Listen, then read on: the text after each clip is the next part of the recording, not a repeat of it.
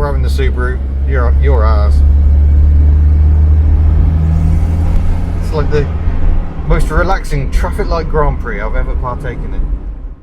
In this video I introduced the Wolseley 2480, Australia's very interesting take on the smaller BMC Farina. So this is the Wolseley 2480, very closely related to the Wolseley 1660 for reasons we will get to shortly, but the Wolseley 1660 was the slightly posher version of the BMC Farina range, which included the Austin Cambridge, Morris Oxford. There was a Riley version and also the MG Magnet. The Wolseley fitted in the range as the posher one that didn't have the performance. So the Riley and the MG had twin cam engines, which were denied to the Wolseley. It had the same rather feeble running gear normally as the Austin and Morris versions, and obviously they tried selling these cars over in Australia, and those feeble engines were a bit of an issue, so we shall discuss engines very soon. But first of all, I want to talk about Wolseley, because it's fitting we're in Australia today and we're up on the north coast of Tasmania at the moment, because the Wolseley story begins with the Wolseley Sheep Shearing Company, and they employed one Herbert Austin at one point, who helped develop their range of cars. And the Wolseley story sort of went on, and there we go, 2480, it's a Mark II, and the two companies had entirely separate histories for a long time. So Wolseley had troubles with those early cars. They started losing quite a lot of money, so so Herbert Austin left to set up Austin, and Wolseley changed hands many times before ending up part of the Nuffield Group, which is the same as Morris. And then in 1952 all those companies got merged together into BMC. So badge engineering became rife, all these British brands, but they hadn't got the cars to they weren't different anymore. They were all using the same bodies, and they just used different styling, different tail fins to sort of mark the different cars out in the range. This is a Mark II because they did two generations of these BMC Farinas, so it's got slightly smaller tail fins. It had pointier ones on the Mark I. The Cambridge had fins that went over the top in the second generation version, and the Rileys had sort of straight back fins, which I think were shared with the Magnet as well. But the eagle-eyed will probably already have spotted that the gig is up on this one. Wolseley 6. So why has this baby Farina got the big 6 engine? That all comes down to Australian requirements. They tried fitting the bigger 1622cc engine to these cars from the off, whereas in the UK we had 1489cc, and they fitted the 1622 to the second generation in the UK, but it was already established here to try and give these cars a bit more power, but that was still only about 60 brake horsepower. So the 24 here stands for 2.4 litres and 80 brake horsepower.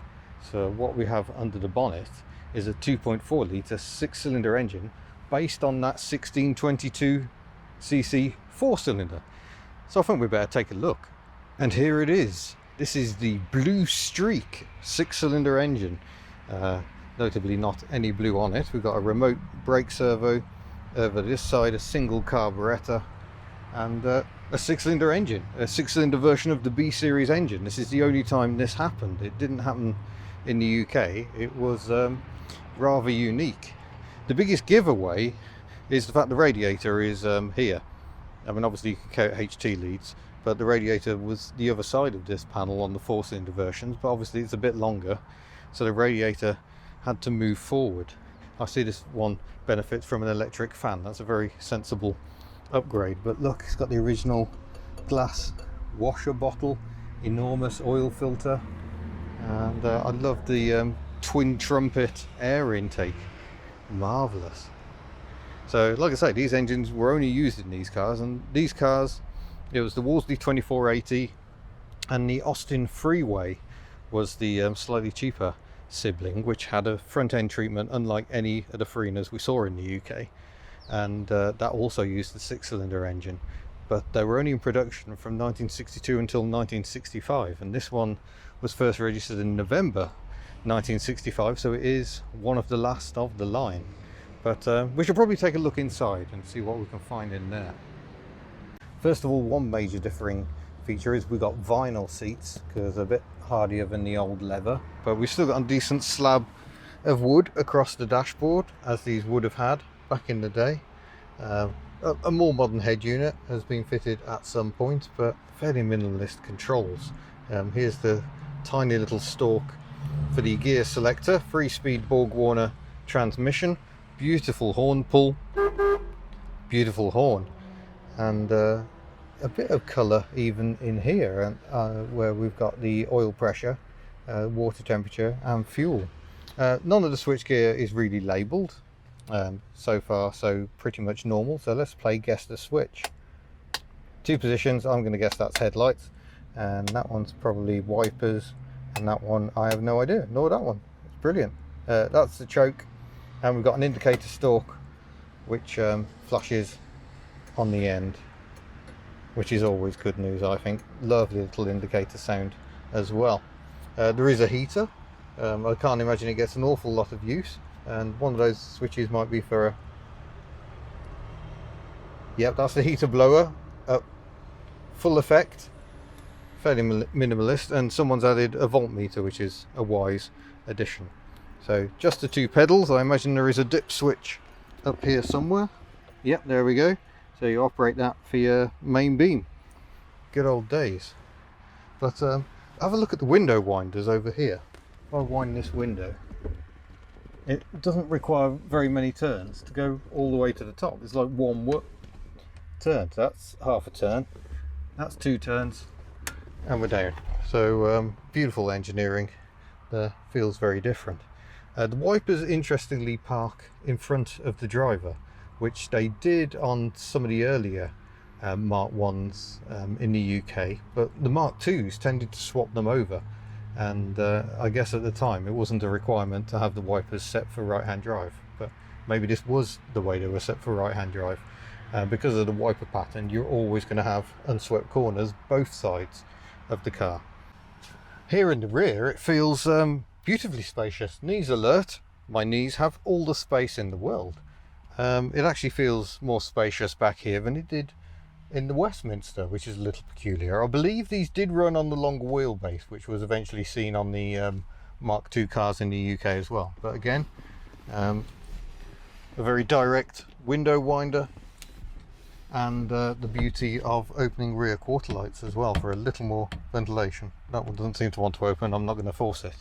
But wood, again, just rather screwed into place rather simply. I think that probably differed from the UK ones, but yeah, that's lock, that's unlock, and that's open, and the door's shut with the most magnificent noise. Just clunk. It's a lovely sound and takes me back to my childhood, my aunt's Morris Oxford Series 6. And there's one key difference between that car and this one, and that's the engine. But before we go for a drive, let's just have a quick nose in the boot. The boot certainly has a fair amount of space, given there's a fairly large fuel tank in it. So room for your chairs, for your shows, and cleaning materials. So not a bad size really. Right, let's fire the Blue Streak engine into life. And there it goes. A very, very smooth engine. And yeah, interesting to try because it is so different to what we had back in the UK. Handbrake off, handbrake is down to my right.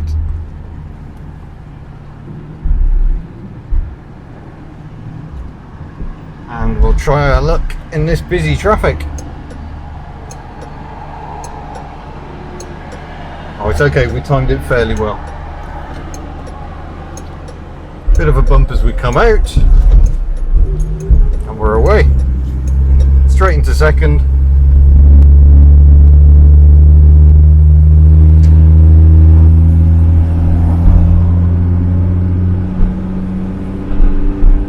And there we go. Certainly a lot smoother than the 4-cylinder engine, and And these cars were never notorious for superb handling, so it's not like there was really anything to destroy by putting more weight at the front, but I reckon it might have improved the ride a little. It feels a little more together.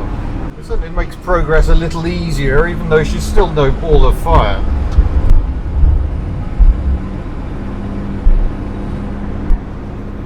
But that's what the key Australian requirement was. It wasn't about out and out power, it was just making things feel a little more effortless, given the vast distances that had to be covered here. If the brakes are shove, all drums, I believe. Oh, she does make a nice noise.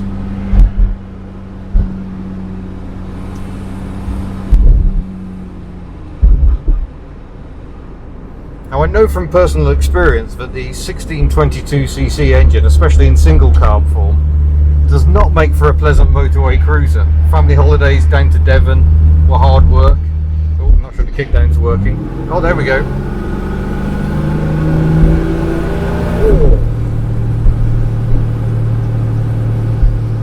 Yeah, still not an engine overly blessed with power, but the 1622cc engine was only good for about 76 miles an hour, so you were cruising at 50 really, which was quite hard going, battling our way through Bristol down to Devon. So the extra grunt of this engine would have been very welcome, although as you can see it is not an out and out power car. These cars really weren't a massive success because Holden and Ford were starting to get into a bit of a power battle. Chrysler was joining in as well, and compact sixes were very much the way to go. By the early 60s, the competition was starting to feel like it was moving away from these cars.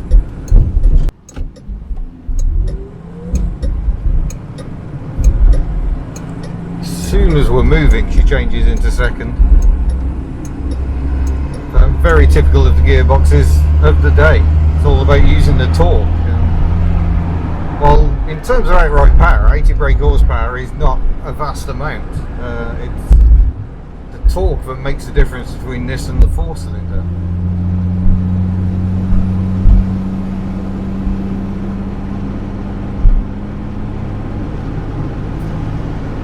On the flat, certainly she can haul herself along at perfectly decent speeds.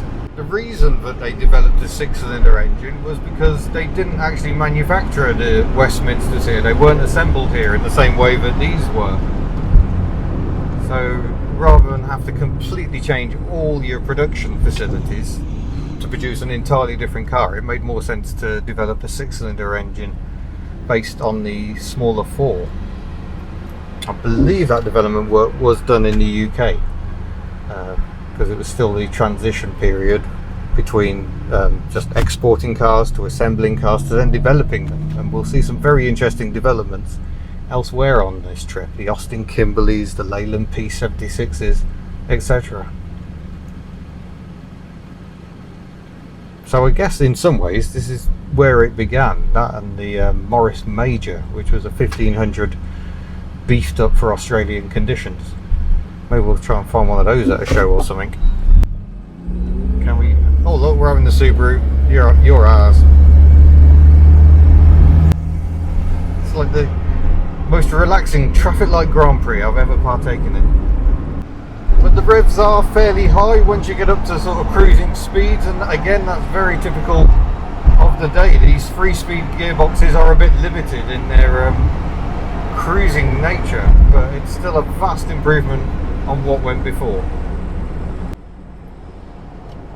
Ultimately these cars were replaced by the Landcrab, the Austin 1800, but again Australia had to develop its own 6-cylinder versions to try and tempt local buyers. I think the British were not very good at realising that other markets had different requirements in a car. Straight into second, straight into third, and there we go, 20 miles an hour and we're into top gear.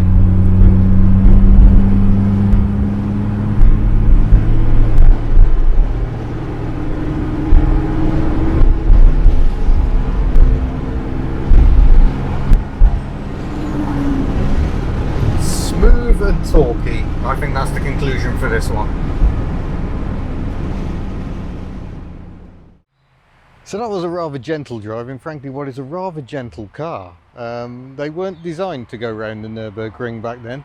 It was just about transporting you as comfortably and as effortlessly as possible. And while the performance is definitely not razor sharp, it's so relaxing without talking. It makes such a difference from the 4-cylinder engines, which you have to work really hard to get the smaller Farinas to move. So it's worth remembering, even the Westminsters were not particularly rapid at this time, although the greater torque of the bigger engines did give them slightly better legs.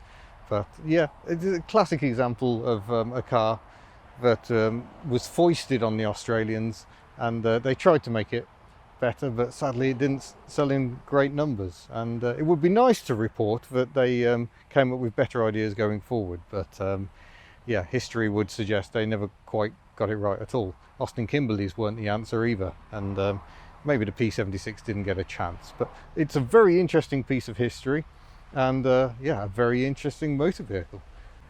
So I shall say thank you very much for watching, and I look forward to seeing you in a future video. Farewell.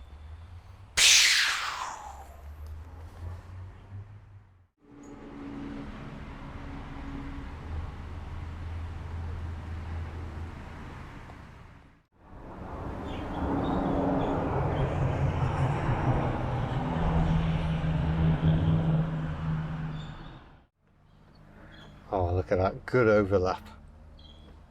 Beautiful.